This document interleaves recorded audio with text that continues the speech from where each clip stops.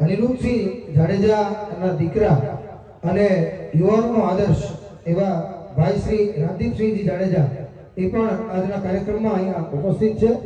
એમનું પણ સૂર્ય યુવા ગ્રુપ, ગૌશાળા ગ્રુપ અને તમામ કાઠી ભાઈઓ એ હાર્દિક સ્વાગત કરે છે. આ દીકરો નાનો પણ આની સાથે બસમાં નામ છે.